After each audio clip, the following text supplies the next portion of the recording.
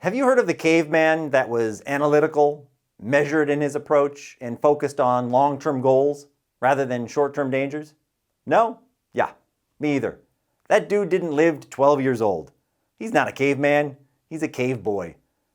All those wonderful personality characteristics that would serve that cave boy today as maybe a CEO or a professional investor.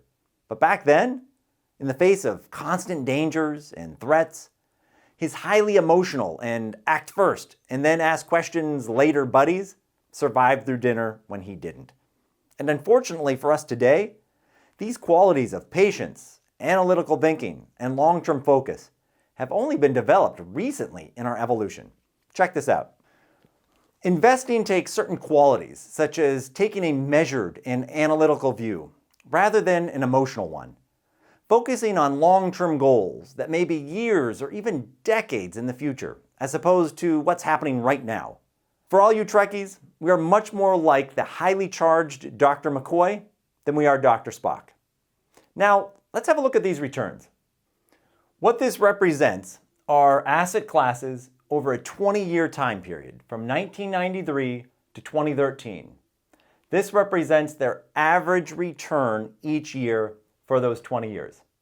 So we'll see that energy over this time period did the best. It was up about 12%. Real estate, about 10%. US stocks, about 8%. International stocks and gold, about 6%. But what are these two red ones here? What asset classes are these? Well, the first one that returned about 3% or so, it was cash, CDs, money markets. And that's not that surprising. Usually, cash-like investments don't produce a very large return. Okay, but what about this one? What asset class is that? What investment is that? It's actually a bit of a trick question. It's not an investment. This represents the average return of the average investor. Over 20 years, all of these investments, up 12%, 10%, 8%, they all did very well. The average investor, up less than 3%. So investors did terribly.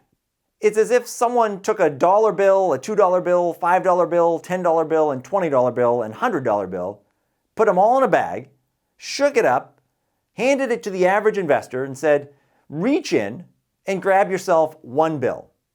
The average investor would have reached in and pulled out 50 cents. Why do investors do so badly? And more importantly, how can you do better? 1, know your risk tolerance. This will help ensure that you don't have a portfolio that is too risky for your stomach. 2, stay grounded. This means don't celebrate the gains and keep a long-term view on investing. 3, don't market time. Trying to get out of the market and then back in all at the right times is impossible. And what's our lesson? How to become a millionaire? Start with $1 billion, then time the market, and you'll end up with $1 million. All right, number 4, don't believe the hype. Monitor your investments, but don't obsess over them. You have the ability to track your portfolio's every move, minute by minute, but that won't keep you grounded. Check in each month, each quarter, but don't get too crazy over watching everything all the time. Okay, so the gist of this lesson was that we are terrible investors, and we are not wired for this. All right then, but don't worry. Getting wealth ready means that you're going to be in a much better position, I promise.